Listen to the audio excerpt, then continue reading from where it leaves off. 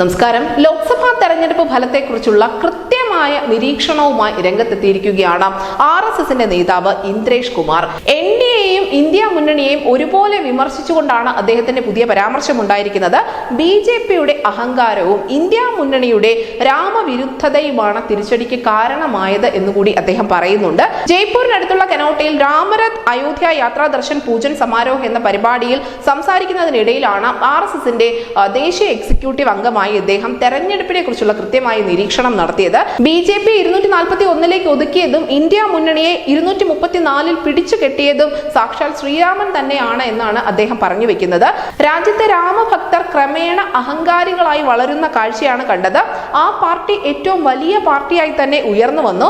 എന്നാൽ ലഭിക്കേണ്ടിയിരുന്ന അധികാരവും വോട്ടുമൊക്കെ അവരുടെ അഹങ്കാരം കൊണ്ട് രാമൻ തടയുകയാണ് ചെയ്തത്. രാമനെ എതിർത്ത ആർക്കും തന്നെ അധികാരം കിട്ടില്ല. എല്ലാവരെയും ഒരുമിച്ചാണ് രാമൻ 2ാം നമ്പറാക്കി മാറ്റിവിട്ടത്. ദൈവത്തിന്റെ നീതി എപ്പോഴും സത്യമുള്ളതാണ്. രാമനെ ആരാധിക്കുന്നവർ എപ്പോഴും വിനയാന്വിതരായിരിക്കണം. രാമനെ എതിർക്കുന്നവരും അതേ വിനയം തന്നെ പുലർത്തേണ്ടതുണ്ട്. ശ്രീരാമൻ എപ്പോഴും നീതിമാനായിരുന്നു, അങ്ങനെ തന്നെ തുടരുകയും ചെയ്യും. ഈ തെരഞ്ഞെടുപ്പ് നിയന്ത്രിച്ചതും രാജ്യത്തെ ജനങ്ങൾക്ക് നീതി നൽകിയതും രാമനായിരുന്നു എന്നുകൂടി RSSന്റെ ദേശീയ എക്സിക്യൂട്ടീവ് അംഗം പറയുന്നു.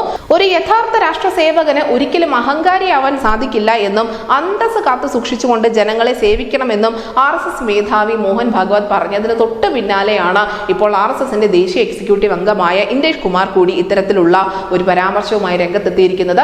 BJPയെയും ഇന്ത്യ മുന്നണിയെയും ഒരുപോലെ വിമർശിക്കുന്ന ഒരു പരാമർശമാണ് അദ്ദേഹത്തിന്റെ ഭാഗത്തു നിന്നുണ്ടായത്. രാമഭക്തരായവർ അഹങ്കാരികളായി മാറിയിരിക്കുന്നു. രാമനെ എതിർത്തവരും അതേ അഹങ്കാരം തന്നെ തുടർന്നു. അതുകൊണ്ട് തന്നെയാണ് രണ്ടു കൂട്ടർക്കും എതിരായ ഒരു വിധി രാമൻ എഴുതിയത്. ആ നിലയ്ക്കാണ് അദ്ദേഹം ഈ തെരഞ്ഞെടുപ്പിനെ കുറിച്ച് കൃത്യമായ ഒരു നിരീക്ഷണം നടത്തിയിരിക്കുന്നത്. News desk news India Malayalam.